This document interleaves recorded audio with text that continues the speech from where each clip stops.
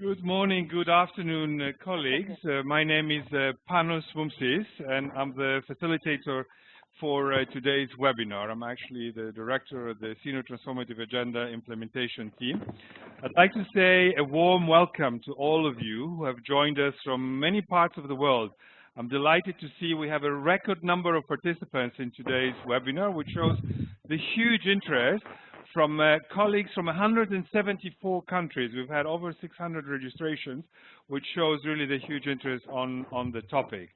But before introducing today's topic and the distinguished speakers, I'd like to say two words about the WebEx platform that we will be using. So first of all, this webinar would last for 60 minutes.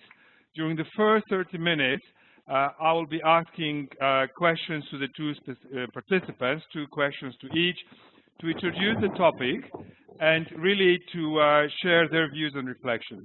During the second 30 minutes, I will be taking questions that you can send to us live, send to me throughout this webinar, which I will be then asking each of the 2 speakers to share their reflections and their thoughts on really specific questions that are related to your operation. Throughout the webinar, I'd like to ask you all to remain mute. Actually, I think I can see some of the speakers who are not on mute. It would be good if you can all mute so we don't have the background noise of papers moving or any discussions that take place. I would really ask you, I would like to encourage you all to send questions, as we were saying earlier on. So if you please look on the top right-hand side of the screen, you will see the Q&A box, and I'd like to encourage you to send questions right away or at any minute throughout the webinar. Use the Q&A box. There is also on the top right-hand side the chat box, and I would also like to encourage you to use it. You can chat with each other. It's really a platform which enables almost a parallel conversation throughout this webinar as we're going through. I'd also like to let you know that the webinar would be live streamed, and actually, if you look into your screen on the click box, you can really download it and use it through the YouTube. The YouTube is particularly helpful for colleagues who are in D-field location. If the sound connection is not very good, you can see on point 3 there is a YouTube link, which hopefully would allow you to get a better audio for this webinar. I'd also like to let you know that the webinar will be recorded and will be available at the state website. You can also see the link on number 3. The website is www.deliveraidbetter.org, and we will have it available in a few days. A summary of this webinar, of the key points and reflections of the speakers, together with the PowerPoint presentation that you will see presented throughout this webinar, also with background papers, will be sent to all participants, so you will all receive it through your email. I'd also like to let you know that today's webinar is actually a part 1 of a 2-part series. So today the first part and the second part on the same topic will take place in 2 weeks' time on the 10th of May. Today's topic we're focusing as a field example on Ethiopia. On the 10th of May, we'll be looking into the Sudan operation. I'd really like to invite you all to join us on that conversation as well. As usual with the state webinars, what we try to present is the practical application of the issue. And I've actually asked our speakers today to be as practical, as operational as possible.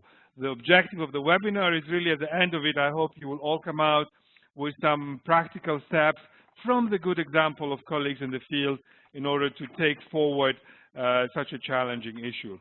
And the focus of today is on the humanitarian development nexus. We're really focusing on the new way of working and the practical examples and applications of that.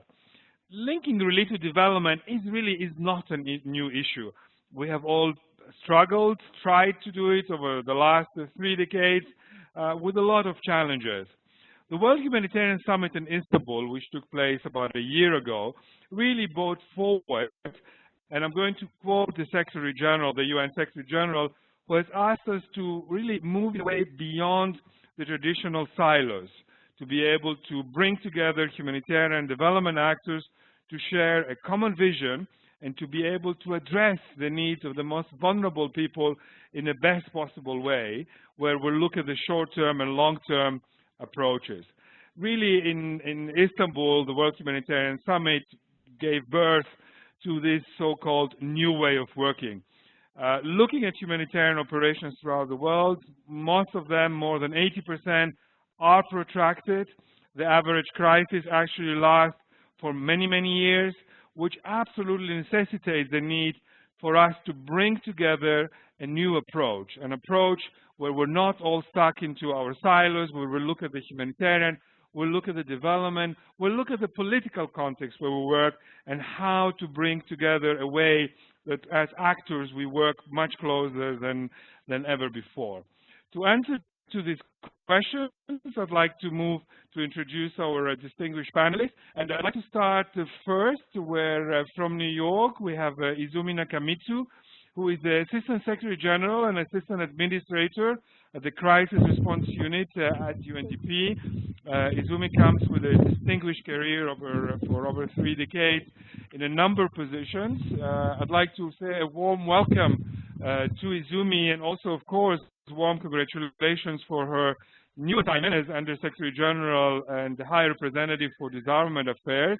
I'm delighted that Izumi was able to join us in this webinar literally in her last week before taking up her new challenging assignment, and it's great to have her share her reflections and experience from her current position before she moves on.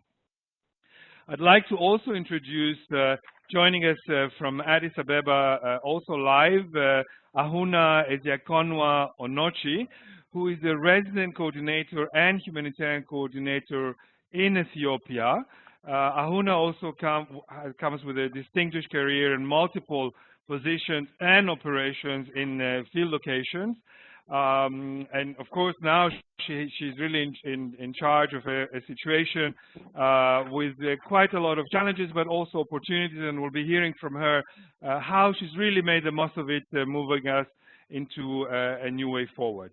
But enough from me. I'd like actually to turn to the floor to our colleagues, and I'm going to start with the first question and to Izumi, but I also want to highlight that there is a poll that has opened, and I want to encourage you all to answer to this poll as we're going through. So Izumi, great to have you with us. The key question I really like to ask you is if you can tell us, what is this new way of working? What is it about? How is it that will bring the humanitarian, the development in a new approach? What would it look like at the field level? Izumi, over to you. Okay. Hi, panelists and everyone. Ahuna, thank you for that introduction. It's very nice to be here with you through this webinar. As Panel said, this is actually my last week as UNDP, even though during the month of May, I've been asked to help UNDP also with the drafting process of the strategic plan as well. So I'll be sort of doing 2 jobs for the next 1 month. I think this new way of working is one of the key, if you will, deliverables from the World Humanitarian Summit. Panelists, you started out with the WHS, which is absolutely correct. The origin, if you will, of the new way of working is going back to the commitment to action, which was signed by 8 agencies, the World Bank and IOM, at WHS. If you haven't looked at this document, I suggest that you take a look at it. It is accessible through the WHS website. So basically, this commits these entities, 8 entities, to work towards collective outcomes. This terminology I will dig into. I think this is one of the key concepts that emerged in the work following well, leading up to WHS and then following WHS, under the Sustainable Development Goals, and through joint analysis, joint or joined up planning and programming, where appropriate. And then very important element that will enable all these things will be the empowered leadership at the field level, coordination, and also very important, I would like to hear from the field colleagues, the new modalities of more flexible and also multi-year financing arrangements. So recognizing that humanitarian and development actors, governments, NGOs, and of course the private sector actors, I think it's very important to include private sector, have been progressively working better together to meet the needs for years.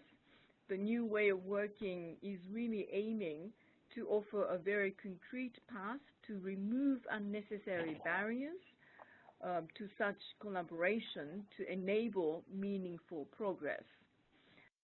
So in short, we can explain new way of working as working over multiple years as opposed to on an annual basis. And then the work is based on the comparative advantage of very diverse range of those actors. We have different mandates, different capabilities, different resources, and all of these, including those inside and also outside the UN system. And again, the work is to move towards a collective outcome. You know, we have been working together for many years, and there have been at different times there have been different discussions about the nexus or how to fill the gap between humanitarian and development. But the key difference in this new way of working, what this time makes this whole work different from the previous times, is the notion of collective outcomes. You know, and then we are trying to define this. You know, I always have a very pragmatic approach, not to be really caught up in the discussions of the definitions as such, but in the very practical terms, it is basically advancing joint outcomes between the humanitarians and the development actors to reduce vulnerabilities and risks that are actually causing the humanitarian crisis to begin with. And reducing such vulnerability and risks, of course, cannot be achieved in a one-year time frame, and therefore what we're talking about is actually multiple years in a longer term of interventions. So this is basically to achieve, you know, we're looking at in these discussions, let's say between 3 and 5 years. And then the very pragmatic examples can be the reduction of health issues, for example, cholera infections in a given city that is usually or commonly struck by the disease. Let's say today, if it's 50,000 people, to 0, reduce that number to 0 in the time frame by 2021. For example, or to aim at legalizing housing of an additional 100,000 long-term IDPs in a given city or given area, and their integration, IDPs integration into municipal services, again, by, you know, within a certain time frame. So those are some of the concrete examples of collective outcomes, and as you can see, it's very context-specific. Which is why also we need to have a strong understanding and a buy-in of all field actors that are operating in the given context, led by, of course, a strong field-level leadership. So this would mean for the field colleagues, a couple of things. Let me just mention 3 or 4 things. It would be very important that we be doing joint analysis to come to a joint problem statement, and also to identify priorities based on the vast amounts of reliable data that is being collected. Again, I emphasize the jointness between humanitarian and development actors. An example is, in Burkina Faso, the team there has very innovatively integrated data from the humanitarian needs overview into the common country assessment to inform the joint analysis and also involve NGO partners from the start of a planning process.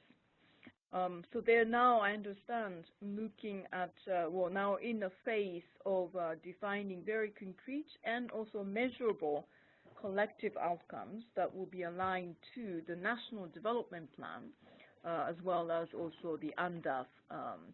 So this is the key, issue of joint data collection, analysis, etc. And the second, of course, stemming from that naturally, is to ensure better joined-up planning and also, where appropriate, programming, joint programming between humanitarian and development actors to enable them to agree on a set of collective outcomes and also plans.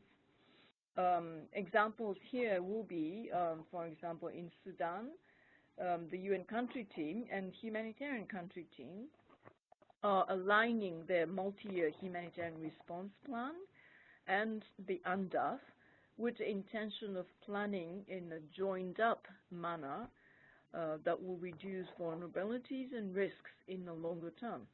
The team, I understand, is also working on reviewing coordination mechanisms to adapt to the new context of this, and then looking at what financing modalities need to shift, how the financing modalities will have to be to, if you will, incentivize better joined-up planning and programming. In Lebanon, also, there is a lot of work being done to find coherence in the context of Lebanon refugee response plans with also the multi-year UN strategic framework. And then the third, I already touched on, it is very important to ensure that the field leadership, naturally, RCHC, is empowered to facilitate these joint problem statements and identification, and then, of course, implementation and financing of collective outcomes that have been identified between the two communities. So to fulfill these functions, the RCHC really needs to be supported by adequate capacity and resources, in addition to the collective and individual accountability of actors contributing to this approach. Sometimes to bring these two communities together in a more joined-up analysis, planning, and programming will require additional staff capacities that who understand really both sides of the equation. And then I think this will be one of the focus issues for our field colleagues, and that is the importance of financing modalities that can really support collective outcomes.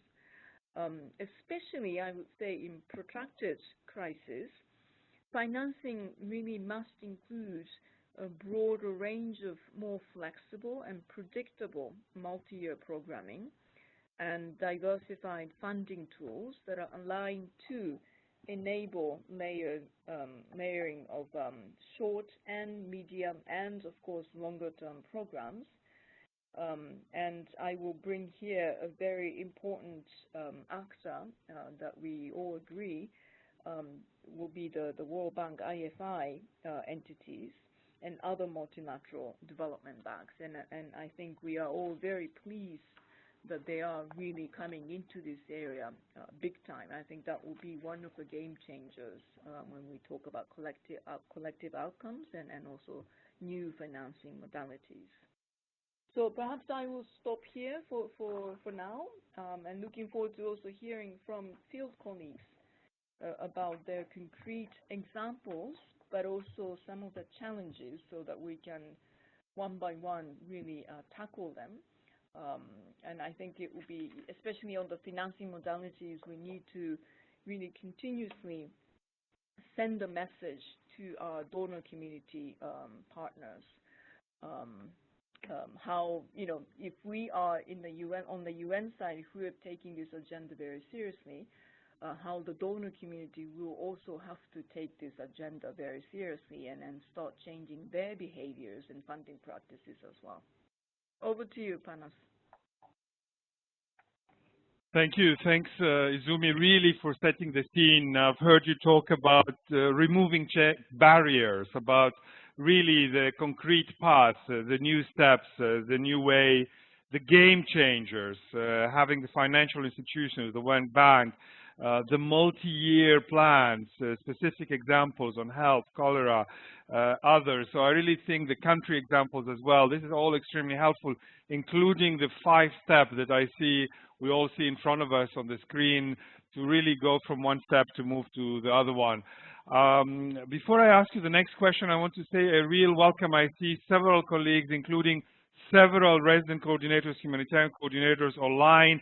I won't mention them, starting from Haiti to Pakistan to Africa, Middle East. A warm welcome to all colleagues.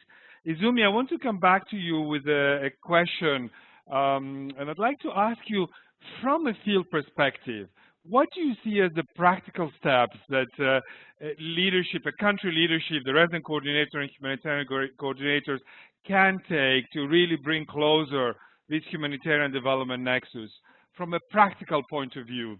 Over to you. Okay, Panelist, thank you, and then welcome to field colleagues also joining the webinar. So thank you for the question. Let's really get down to the practical steps, which is what we really wanted to do. I think, you know, at the outset, I would say that field colleagues must have noticed that, you know, here at the headquarters, we have deliberately chosen the approach of not going into developing or drafting, you know, policy guidance materials, but rather we decided to take this new way of working straight to the field with a very focused support to field leadership. So, you know, practical steps are very important for us, and we would also like to understand from our field colleagues what might be the concrete challenges in that regard. But in terms of field steps, just a couple of things. I think the first thing is that we need to really think very carefully about how we might be able to align our planning cycles. Here I would like to welcome the recent efforts to make the humanitarian response plans multi-year ones. I mean, it used to be, you know, on an annual basis, but now that we are making that effort, or you're making that effort in many countries to make HRPs a multi-year one, we have a better, or I would say unique opportunity to look at the coherence and interaction between the HRPs and UNDAF. Now, I would say at the outset that we're not talking about integrating everything into UNDAF in all circumstances. That is definitely not the idea. What I should emphasize here is that really this new way of working and also planning cycles, how to align between the humanitarian and development planning cycles, is very much context specific, which also means that the field leadership really has to understand, you know, the best way forward in terms of aligning the planning cycle. But we need to look at how interventions targeting vulnerable groups through both plans, HRPs and UNDAF, and national plans, can contribute to more sustainable solutions, especially around areas of protracted issues, protracted displacement included.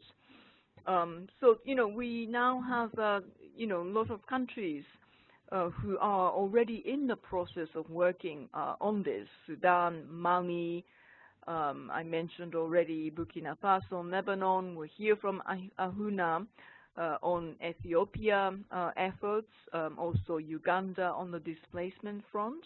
These are some of the examples of the countries that are already looking at how to better align the process of aligning planning cycles. So I think one of the key issues for this year, 2017, will be perhaps to draw out the evidence base so that we can inform best practice and guidance in terms of moving forward in this area. The second, I think, very practical issue is the close coordination and dialogue between UNCT and HCT. In many countries, the UNCT and HCT do not have a sustained and consistent dialogue, unfortunately, around analysis and planning. From the UN side, of course, many of the agencies are the same that sit in the two bodies of HCT and UNCT. But as we all know, HCT also has a broader membership, which is also quite important. So creating the dialogue is a very important element in terms of enabling analysis and planning that is really truly joined up and then works towards jointly set collective outcomes. So in some countries, again, such as Ethiopia, Yemen, Somalia, the country leadership has established a platform to initiate this type of engagement. And in some contexts, for example, in Yemen, it also brings into this mix the World Bank colleagues to pull together the financing elements and also the analysis elements that they can bring to the table.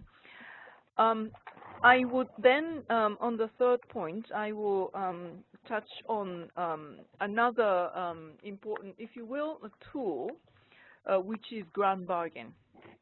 Grand Bargain was another key outcomes of the WHS that brought together donors, the key donors, community partners, and agencies to look at efficiency in terms of financing in a new way. So there are, very clear commitments around flexible multi-year financing, for example, but also new financing solutions to incentivize humanitarian development nexus work. So I really think that we should use the Grand Bargain commitments that were made by the donor community partners. So, in each country, the, country leadership can start initiating discussions with the donors around Grand Bargain outcomes and say, hey, your countries, actually, your governments made those commitments.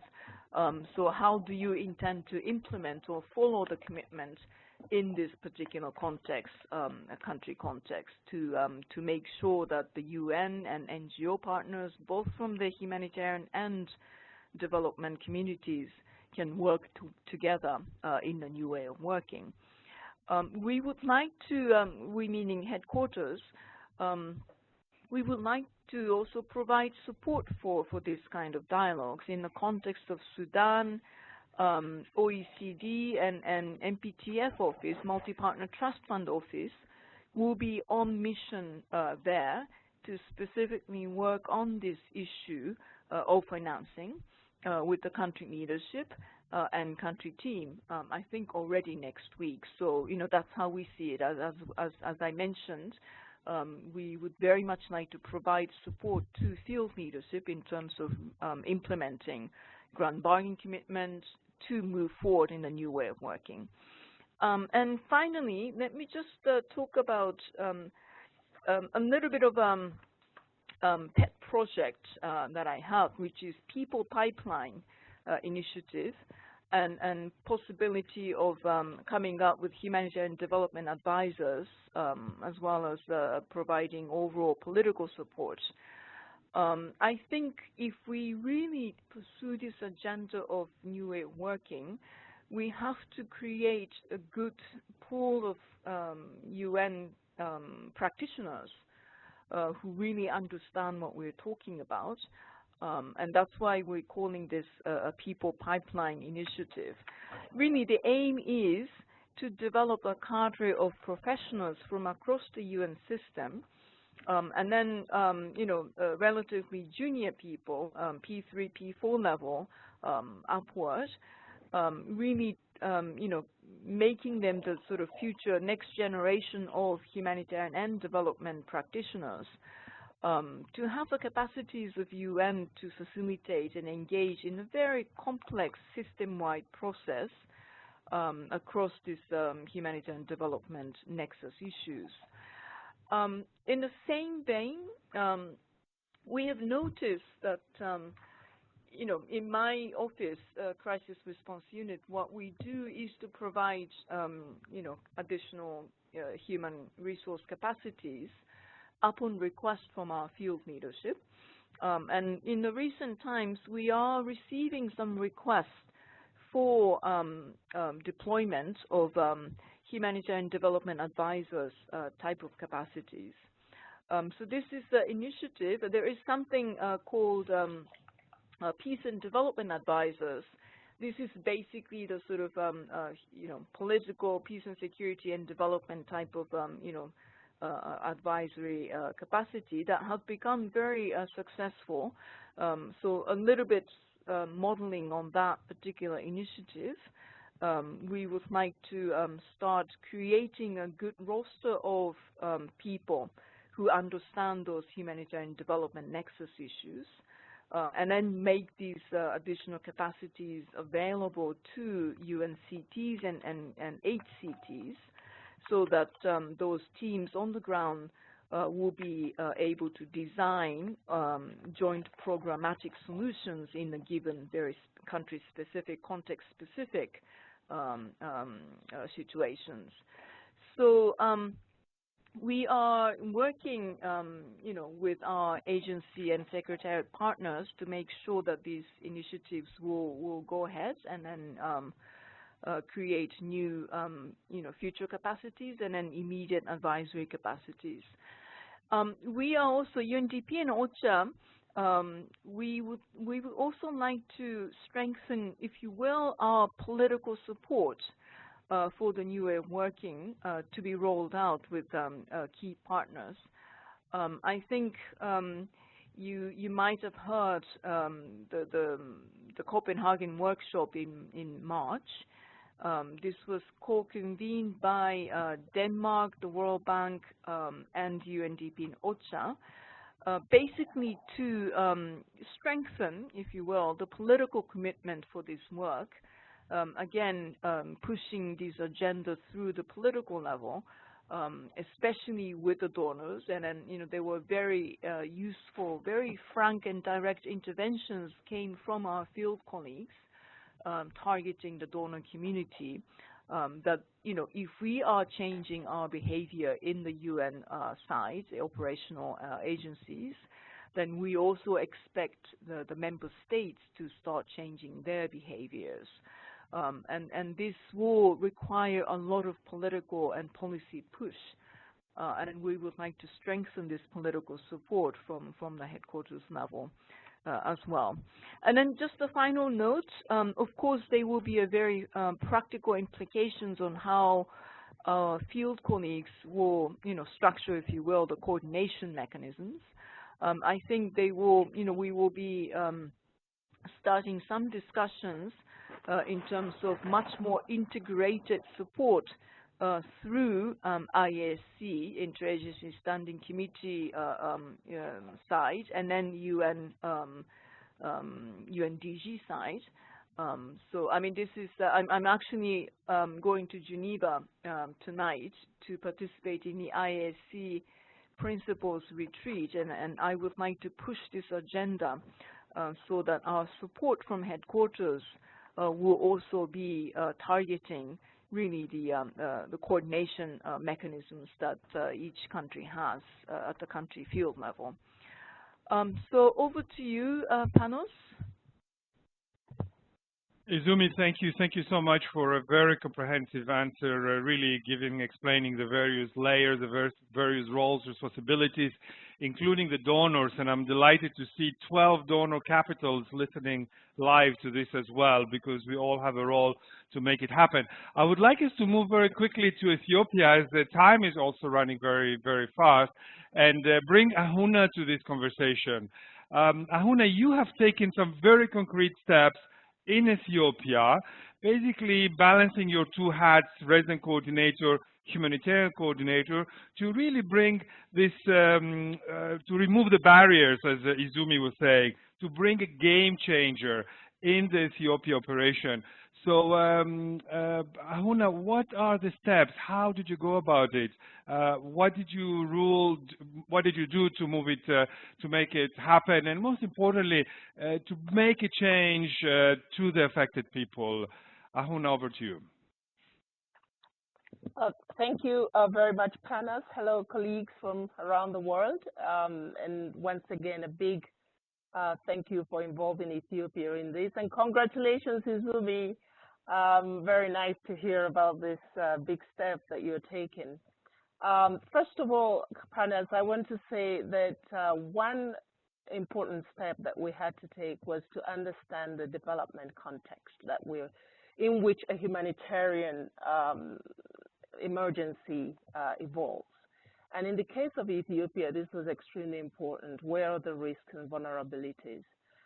The needs that are to be addressed, where are they located, and how do the resources flow? As you know, this is a country that is pursuing in an urgent manner development ambitions to become a middle-income country in a few years. And it has had a narrative of double-digit economic growth. And it was not easy to be able to position this narrative in the middle of a major emergency, such as the impact of the El Nino that we faced late 2015, 2016, which is when I arrived in the country.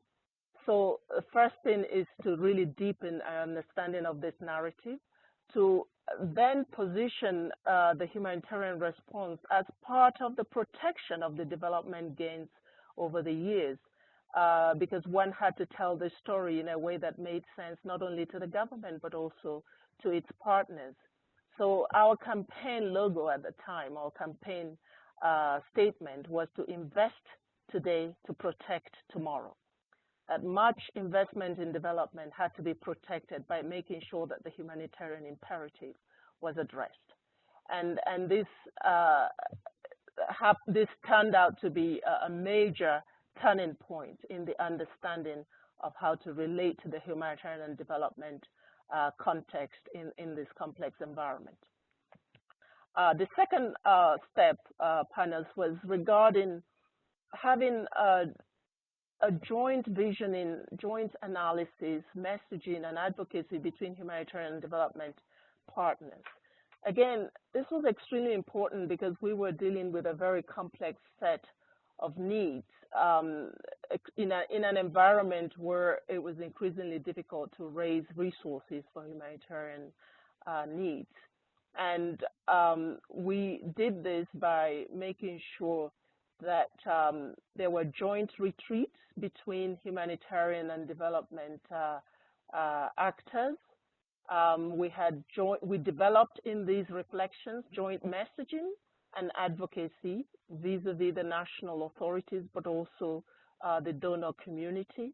We needed to speak with one voice, also with government, about the imperatives and to shape the analysis on the nexus between humanitarian and development. I actually had to ask for help from you, Izumi, to have deployed in my office, in the office of the ResNet coordinator, a Nexus advisor who would then facilitate a number of activities, initiatives to deepen our understanding of the Nexus opportunities, and also to analyze the vested interest and the different variables that sometimes stop us from making that bridge happen.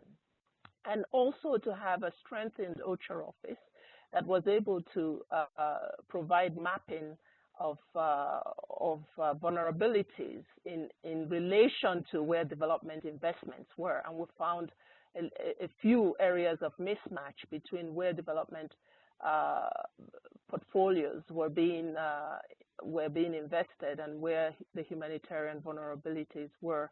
And all of this generated material for advocacy, for messaging, for shifting mindsets on the situation between the two parts of the house. And thirdly, I would say that it was to maximize opportunities for complementarity between humanitarian development programming. I think the more the humanitarian situation intensified, and the needs were at such high scale as far as as well as the severity of these needs, we felt it was important to immediately see where development programming could be brought forward to meet a humanitarian need. And this is not the same exactly as shifting development resources to address humanitarian emergency needs. And I'll give one example. There is a big One Wash program that is a development program. And when we began dialoguing with government on how some of that funding could be advanced in areas that were experiencing a severe shortage of water, not in terms of an emergency activity like water trucking, which was going on under the emergency response, but in terms of investing in the rehabilitation of water wells that would immediately provide more water access to populations in that area. And this was deployed and made an immediate difference. So here you saw the opportunity for both emergency and development activities to occur in tandem to reduce a humanitarian need or respond to a humanitarian need. The second example related to this is where we emphasize the use of national systems. And this paid out quite well in the nutrition response, because again, the food insecurity meant that we had high malnutrition rates. And it was important for those responding from the emergency side to understand how to use the existing national health extension systems that had been trained over time to respond to these kinds of needs, and rather than set up parallel response mechanisms for the nutrition situation, the emergency response rather reinforced through training and resourcing the national systems to provide that response. So they were the first responders, and that actually meant that the response was effective. The fourth area is in bridging humanitarian development partners through the coordination architecture, identifying creative ways to ensure cross-pollination. Now, I would say that the architecture as it is did not immediately lend itself to making this cross-fertilization happen. And I had to find creative ways to enable this. And this is where I unleashed that integration between my two hats, the resident coordinator and humanitarian coordinator, which means that I actually belong to both sides of the house. And how do I become a bridge in making this happen? So, for instance, I made sure that humanitarian situation was a standing agenda item on the development assistance group monthly meetings, which I was part of. And at the same time, the humanitarian country team, which I chair, I ensured that there was participation of development actors, represented in this case by the World Bank, which is one of those responsible for a major safety net program that is under a development programming facility here. That participation was in the humanitarian country team. So we were able to share challenges, analysis on how both programs could complement each other in a major humanitarian response year. But also, I ensured regular briefing of ambassadors on the humanitarian situation, but also highlighting to them some of the Nexus opportunities, which then meant that these embassies began to think how they could deploy their development entities to work better in the humanitarian context. But also there was the effort made, as I said earlier, to have joint retreats and assessment of the situation. The fifth and last point, Panas, is related to ensuring a balanced and well-informed humanitarian field leadership. I think this point was already alluded to by Izumi. The fact that you have a major emergency means that you deploy cluster coordinators from around the world, some of them not familiar with the context that they're coming into, and some with purely humanitarian or emergency background. And given the sensitivities that we face here in Ethiopia in terms of making sure that the development programming it's on track and strong, and it's not overwhelmed by the humanitarian response. We ensured that there were workshops, and OCHA had a lot to do with this, deploying experienced trainers to actually hold urgent workshops with incoming cluster coordinators to give them a crash course on the context, on the development context, so that they have more grounded and sound knowledge of the local context and program their approaches accordingly, so that we had cluster leads who understood the context and respected the integrity of the national systems themselves. Because of course this humanitarian response was being delivered through national systems. So we didn't want people coming in with only one side of the story or wearing just the humanitarian lens, upsetting that development context that needed to be kept strongly on track. Panelists, I think, and colleagues, I wanted to just highlight these 5 points. Over. Ahuna, thank you. Really, thank you so much for this richness of field-based experience from your own experience on trying to move together, on bringing all the actors. I mean, all the points are so vital. I will only want to highlight the one on the national system, national actors, and the value, the importance, and really putting it on the context. We're very quickly running out of time. I have a number of questions from really colleagues from all over the world. I have in front of me so many questions. I'm going to take one of them. Ahuna, a question that I have is, what, if you were to do this again, what would you do differently? What is the lesson learned in a way from the Ethiopia experience? And if you can be very brief in your answer, because we also have so many more questions that I've received. Ahuna, over to you. Thank you, Panos. Again, maybe 5 quick points. And Panos, to say that we were beneficiaries of the state mission to Ethiopia to help us indeed to learn the lessons.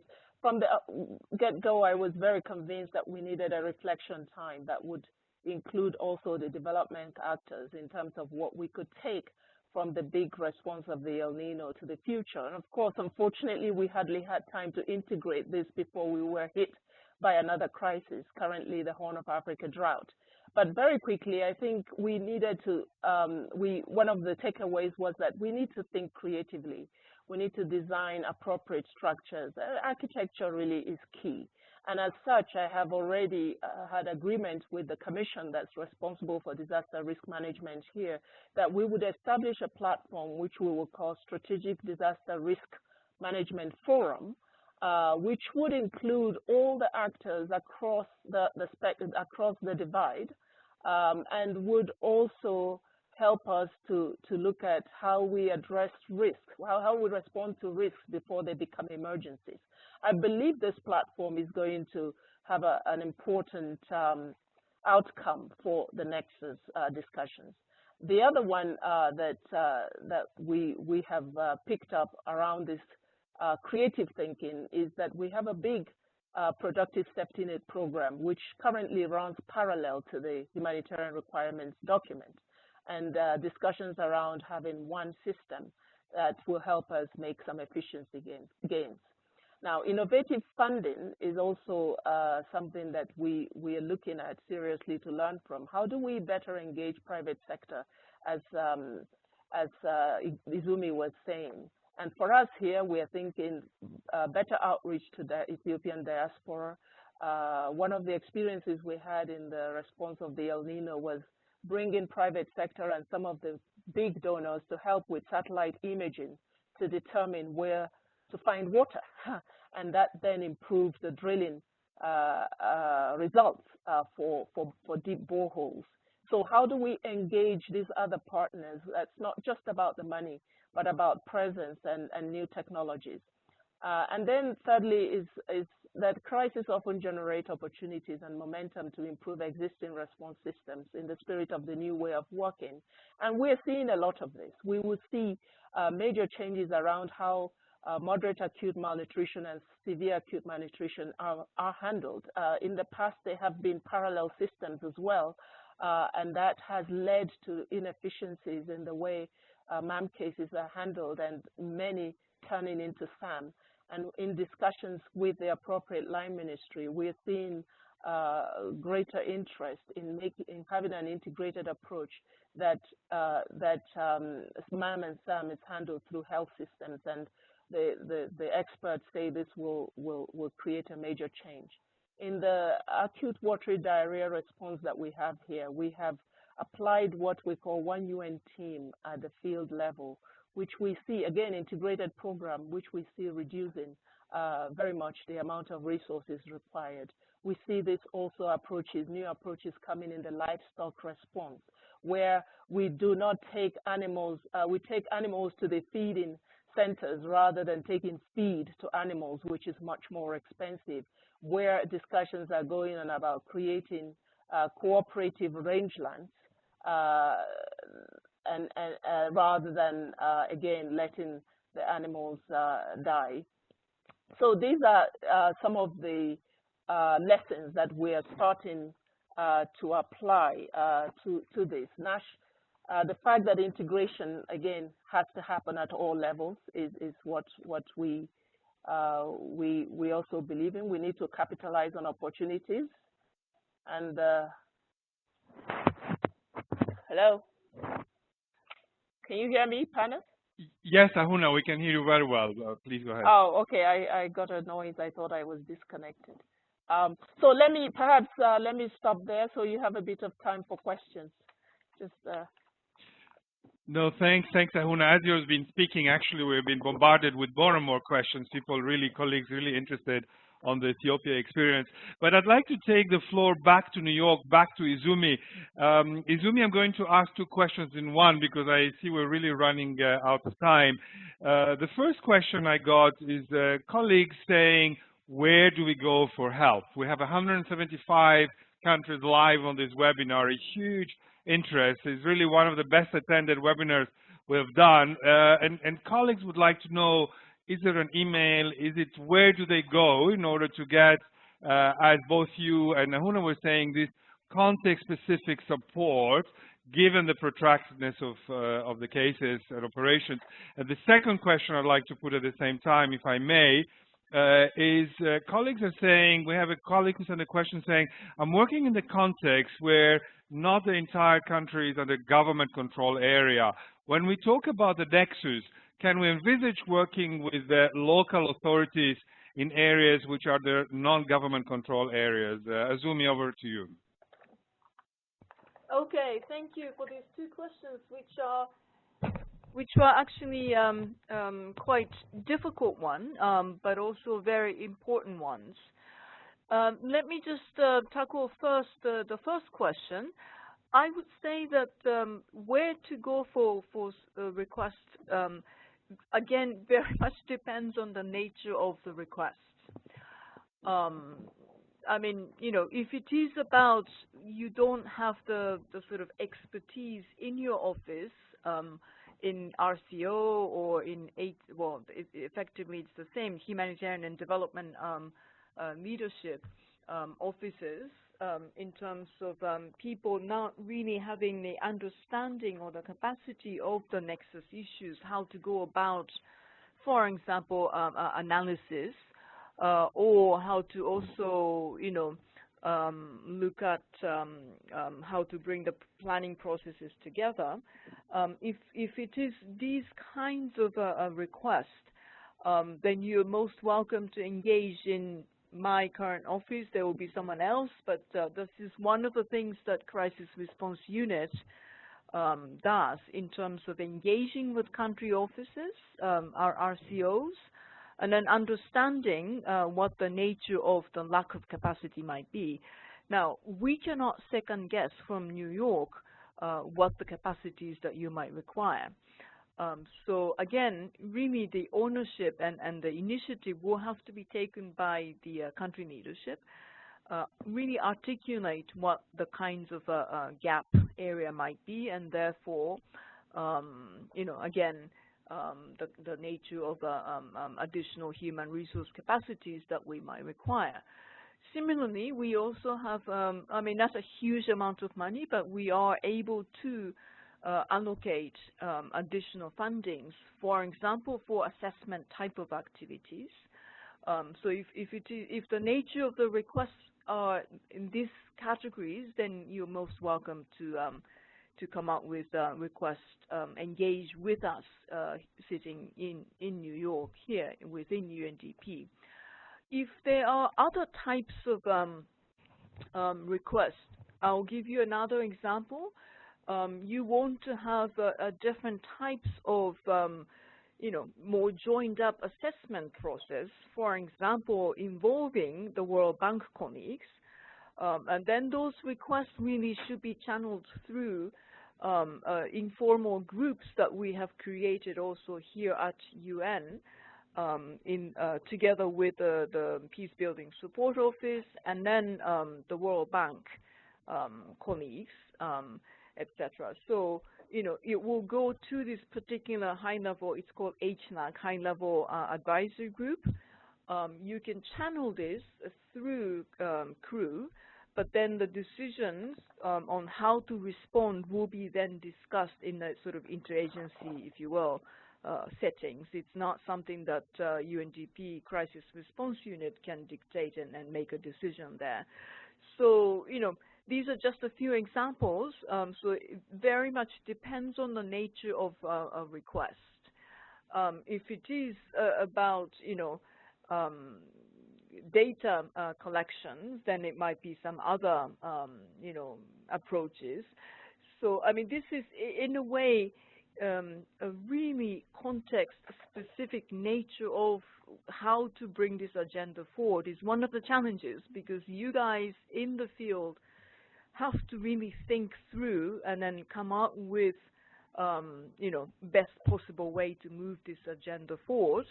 Of course, we will be, we would welcome engaging in conversations with us, with you, so that we can also help you, channel where to bring this request through. Sorry, what was the second question? I got so much into the first one.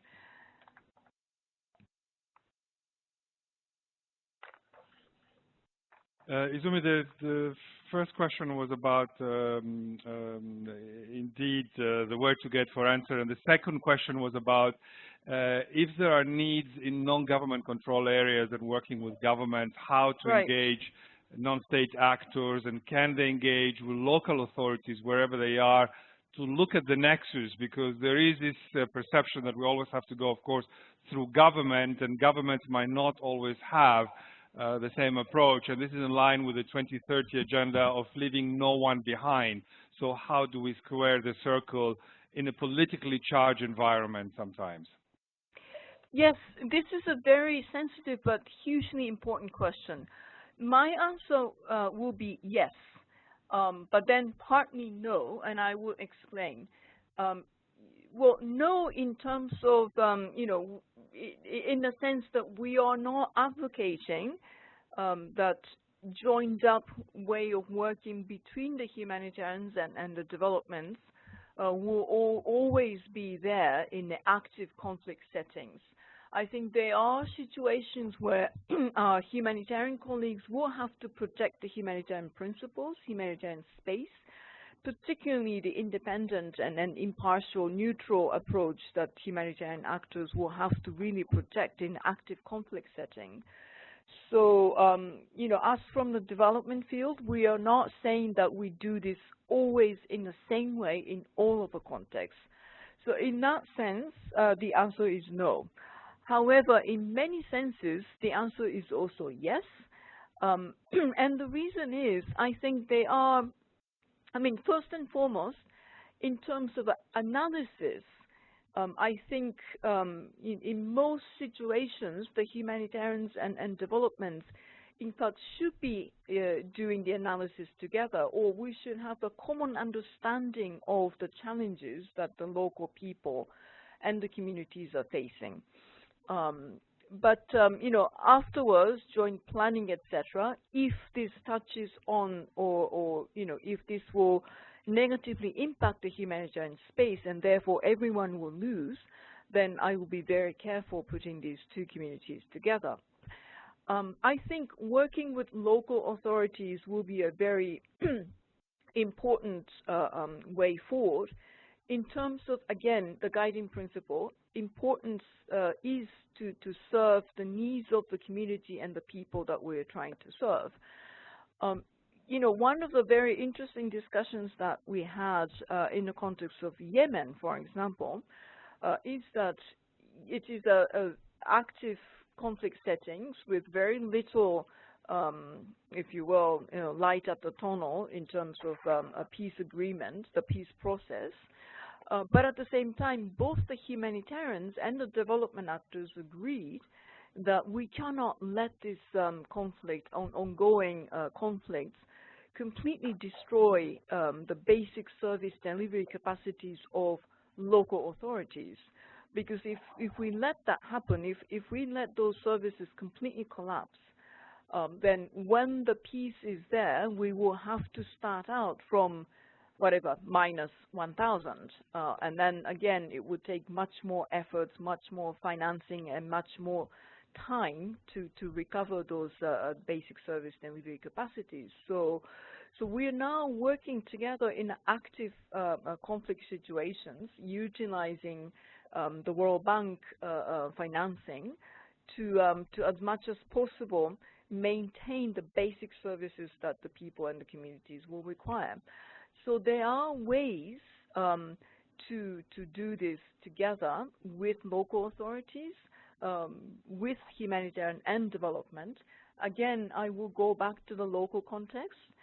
If a local country leadership of the UN has a very sharp analysis of how we might be able to make this happen in a context where it is still in active conflict, it will be too sensitive to work with or not possible to work with the central government. Working with local authorities might in fact provide the answer, but we cannot generalize this. It really is context specific, and therefore country leadership will have to lead the process, both in terms of analysis and coming up with the approach. Over to you. Thank you. Thanks, Izumi. We have already run out of time. I want to point out to everybody that there is a closing poll. I hope you've already seen it and you're already giving us. We appreciate to get your feedback. There is this one last question before we close that I cannot close without asking it. And Ahuna, is over to you. The question, one of the callers sent a message saying, fantastic, innovative, really new ways of bringing your HC hat, your RC hat, so much closer in an approach where really you look at this complementarities and a way forward.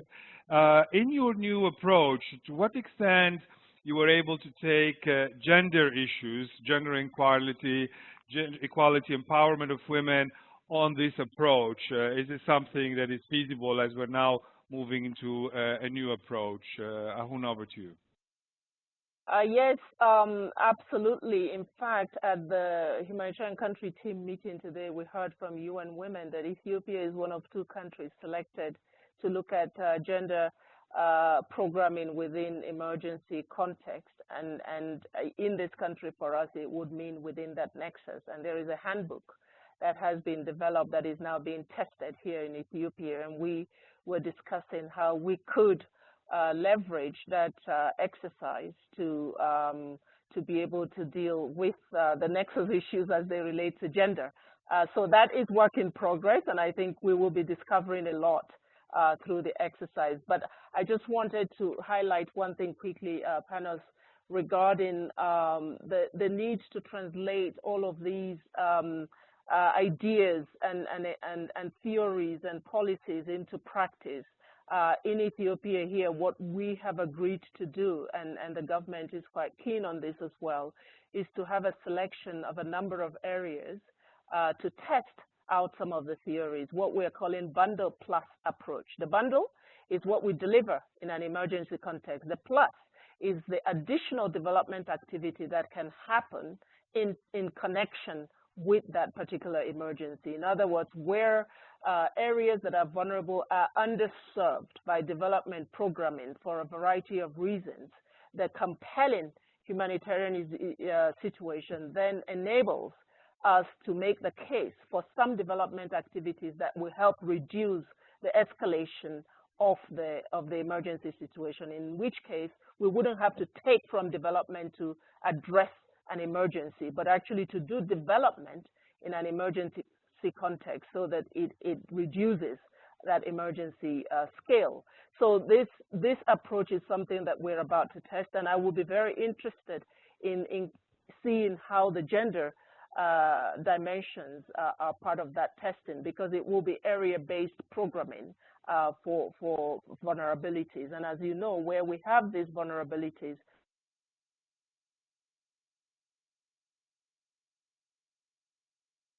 Ahuna, we've lost you. Can you hear me?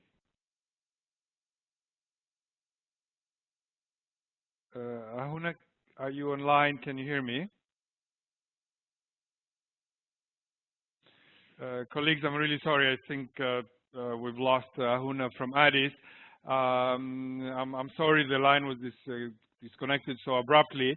I think with this one, this brings really a closure to this webinar. I'm afraid we've run out of time. I'd like, first of all, to really thank all of you who have joined us from so many different parts of the world to participate in this quite dynamic and really very, very field-oriented discussion. I think it was Izumi who started at the beginning talking about removing barriers, and it was interesting to hear Ahuna really on all the steps she took, and also the field examples that Izumi gave to indeed find this new way of working, new way of bridging the humanitarian development nexus to look at the short-term, long-term in the best possible way, while of course taking into account also the political context and the specific local setup in place. I'd like to thank really warmly our two distinguished speakers, Izumi Nakamichu, Assistant Secretary General and Assistant Administrator at the Crisis Response Unit, UNDP in New York. And I would really like to thank Ahuna Eziakinwa-Onochie, for Resident Coordinator and Humanitarian Coordinator in Ethiopia, for joining us on this live conversation. I'd like to invite all of you to the second part of this conversation that will take place on the 10th of May, where we will have John Ging from OCHA in New York and Marta Huertes in Sudan, and we'll focus on the Sudan experience. Again, another practical field example on applying the humanitarian development nexus. We will be sharing with all of you the link to this webinar and also a summary note, including the PowerPoint and the background papers that have been referred by our colleagues. So thank you so much, and wish you all a good rest of the day. Goodbye.